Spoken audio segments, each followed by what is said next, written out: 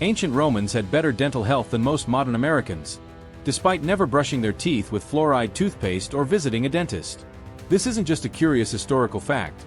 It's a revelation that challenges everything we think we know about oral hygiene and exposes a shocking truth about our modern lifestyle. Picture the bustling streets of ancient Rome in 100 after Christ. Citizens stride confidently through marble corridors, their smiles revealing straight, white teeth that would make any modern orthodontist envious. These weren't the privileged elite we're talking about. Even common soldiers and merchants displayed dental health that surpasses what we see in wealthy neighborhoods today. How is this possible? How could a civilization that used urine as mouthwash and chewed on twigs achieve superior oral health compared to our age of electric toothbrushes, dental floss, and professional cleanings every 6 months? The answer lies in a perfect storm of dietary habits, lifestyle choices, and environmental factors that created an unexpected advantage for ancient Romans. But more importantly, understanding their secret reveals the hidden culprit behind our modern dental crisis. A culprit so embedded in our daily lives that we consume it without thinking, slowly destroying our teeth from the inside out. Recent archaeological studies of Roman skulls have stunned dental researchers worldwide. Analysis of over 2,000 ancient Roman remains shows dramatically lower rates of tooth decay, gum disease, and dental abscesses compared to modern populations. Even more shocking, Roman children had healthier teeth than today's children, despite having no access to modern dental care. The implications are staggering. What if everything we've been told about dental health is backwards? What if the very products we trust to protect our teeth are actually part of the problem? What if the Romans accidentally discovered the key to perfect oral health, and we've been ignoring it for centuries? But before we uncover the Romans' accidental dental secret, we need to step into their world and understand how they lived, ate, and maintained their oral health using methods that would horrify any modern dentist. Let's transport ourselves to Rome in 100 after Christ, during the reign of Emperor Trajan. The empire spans from Britain to Mesopotamia, and Rome itself houses over 1 million inhabitants. But forget the grand marble temples and vast amphitheaters for a moment. We need to focus on something far more intimate. What Romans put in their mouths every single day. Meet Marcus Flavius, a middle-class Roman merchant living in the Subura district. Each morning, Marcus awakens before dawn and begins his day not with coffee and a pastry, but with a simple breakfast that would puzzle modern nutritionists. He tears off a piece of dark, coarse bread made from emmer wheat, a grain so different from our modern wheat that it's practically a different food entirely. This bread is dense, chewy, and requires serious jaw work to consume. Marcus doesn't spread butter or jam on his bread. Instead, he dips it in olive oil mixed with herbs, or perhaps some garum, that infamous fermented fish sauce that Romans loved. For protein, he might add some olives, a piece of aged cheese, or leftover roasted meat from the previous day's dinner. Now, here's where things get interesting from a dental perspective. Marcus and his fellow Romans are consuming a diet that's radically different from ours in 3 crucial ways. First, their food requires intense chewing. That coarse bread, tough meat, and fibrous vegetables demand serious jaw muscle engagement. Every meal is essentially a workout for their dental system. But there's something even more significant happening. Marcus's diet contains virtually zero refined sugar. The sweetest thing he might taste is honey, used sparingly and primarily for special occasions. There are no candy shops in ancient Rome, no soft drinks, no processed foods loaded with hidden sugars. The occasional sweet treat might be dried fruits or honey-sweetened cakes during festivals, but these are rare luxuries, not daily staples. Archaeological evidence from Roman garbage dumps tells us exactly what ordinary citizens ate. Researchers have found remains of farro, barley, lentils, chickpeas, olive pits, fish bones, and vegetable scraps. What they haven't found are the remnants of processed, sugary foods that fill our modern diets. Now, let's follow Marcus as he cleans his teeth using methods that would shock any modern dentist. He takes a small wooden stick, often from an aromatic tree like cinnamon or licorice root, and frays one end by chewing it until it forms natural bristles. This becomes his toothbrush. The stick's natural oils and fibers help clean his teeth while the chewing action strengthens his jaw muscles. For toothpaste, Marcus might use a powder made from crushed oyster shells, salt, and herbs.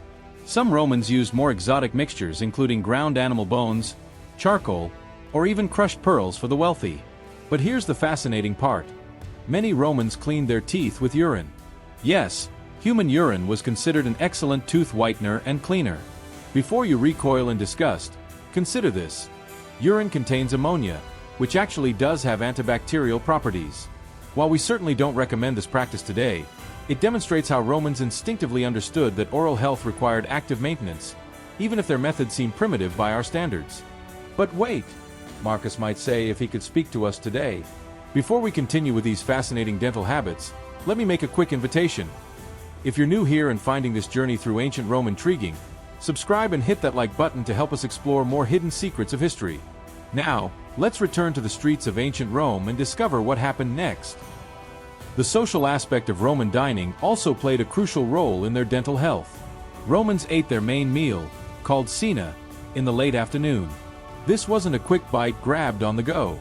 Roman dinners were leisurely, social affairs that could last for hours. They reclined on couches, engaged in conversation, and chewed their food slowly and thoroughly.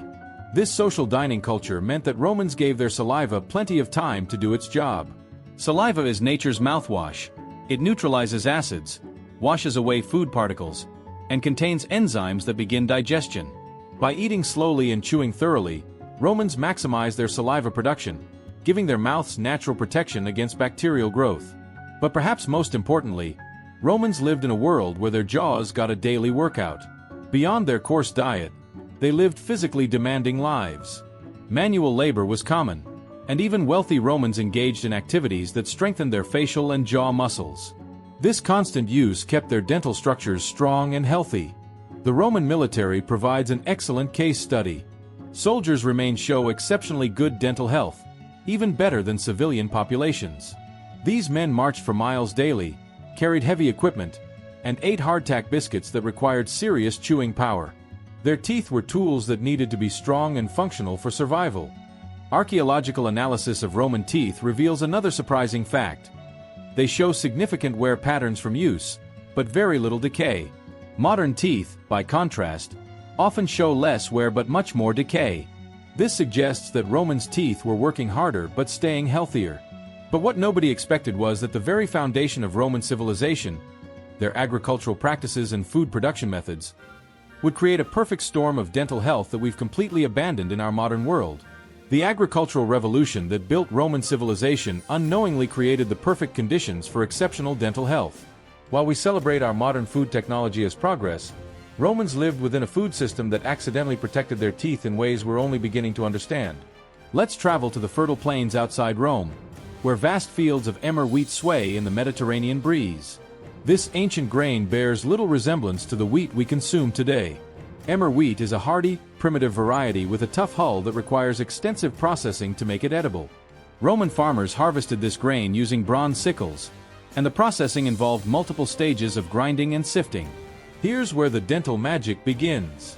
Roman wheat contained significantly lower levels of simple carbohydrates compared to our modern hybridized varieties. Our contemporary wheat has been selectively bred for higher gluten content and easier processing.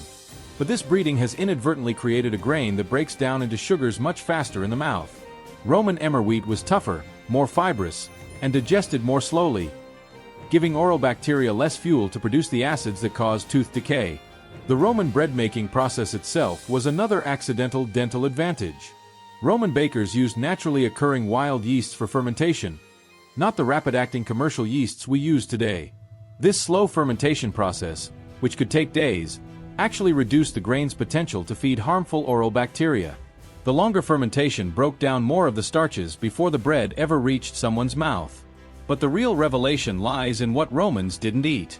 Walk through any modern supermarket and you'll find aisles filled with foods that would have been impossible to create in ancient Rome.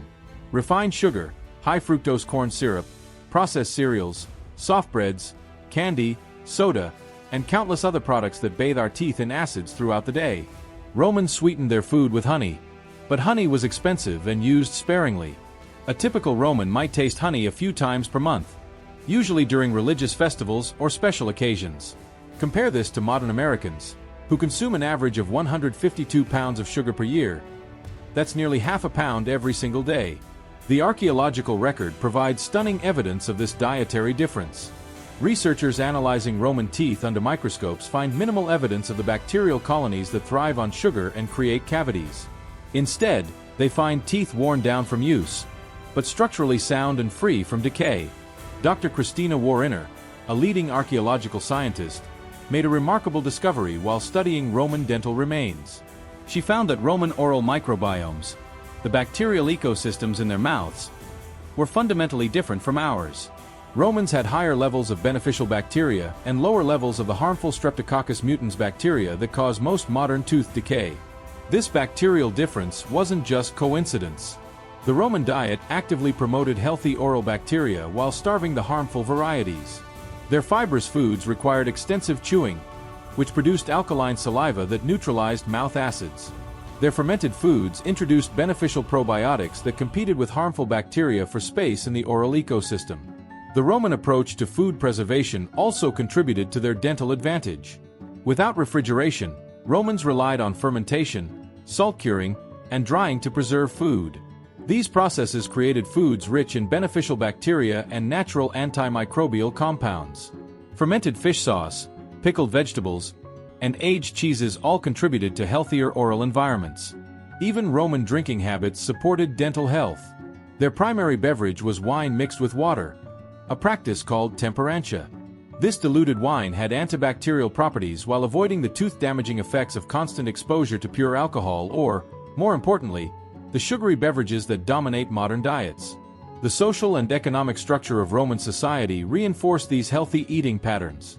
Food was expensive relative to income, so Romans couldn't afford to waste it on empty calories. Meals were planned, prepared carefully, and consumed mindfully. There was no culture of snacking between meals, no vending machines, no fast food restaurants encouraging constant eating throughout the day. Roman children grew up in this environment of nutritional scarcity and food mindfulness. Archaeological studies of Roman children's teeth show remarkably low rates of decay compared to modern children. These youngsters weren't drinking juice boxes, eating gummy bears, or snacking on crackers throughout the day. Their teeth had hours-long breaks between meals to remineralize and recover. The Roman military diet provides perhaps the clearest example of how this lifestyle protected dental health. Roman soldiers received rations of hardtack biscuits, dried meat, olive oil, and wine. This diet was monotonous but nutritionally sound. More importantly, it required serious chewing effort and provided no quick sources of sugar for oral bacteria. Excavations of Roman military camps have revealed something remarkable: dental tools. Roman military medics carried bronze instruments designed specifically for dental care. They understood that dental health was crucial for military effectiveness. A soldier with severe tooth pain couldn't march, fight, or focus on survival. These medics performed basic dental procedures, including tooth extractions and abscess drainage, using techniques that were surprisingly sophisticated. But here's the most shocking revelation: Roman dental interventions were rare because they were rarely needed. The military medical texts that survive from this period mention dental problems infrequently, suggesting that serious dental disease was uncommon among healthy Roman soldiers. The contrast with modern military populations is startling. Today's military recruits often require extensive dental work before they can serve.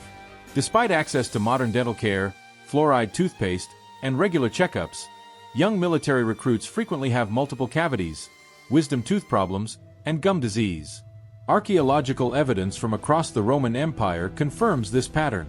Whether examining remains from Britain, Germany, Egypt, or Spain, researchers find consistently low rates of dental disease among Roman populations. This wasn't limited to the wealthy elite. Even slaves and lower-class citizens showed better dental health than many modern populations. The Roman economy itself reinforced these dental advantages. Most Romans worked physical jobs that kept their entire bodies, including their jaw muscles, strong and active. Farmers, craftsmen, soldiers, and even many urban workers engaged in activities that maintained their physical health. Strong jaw muscles and good blood circulation supported dental health in ways that our sedentary modern lifestyle cannot match. However, what was about to happen would surpass all expectations and reveal secrets that remained hidden for millennia. The moment when Roman civilization inadvertently discovered the key to perfect oral health, a discovery that modern science is only now beginning to understand and validate. The climactic revelation about Roman dental superiority emerged from an unexpected source: the catastrophic eruption of Mount Vesuvius in 79 after Christ. When archaeologists began excavating Pompeii and Herculaneum in the 18th century, they uncovered something that would revolutionize our understanding of ancient health: perfectly preserved human remains with their dental structures intact. Dr. Estelle Laser, a forensic anthropologist who spent decades studying Pompeii's victims, made a discovery that sent shockwaves through the dental community. The teeth of Pompeii's residents were not just healthy by ancient standards. They were healthier than teeth found in modern wealthy populations. Children, adults, elderly citizens, slaves, and aristocrats all showed remarkably low rates of tooth decay, gum disease, and dental abscesses.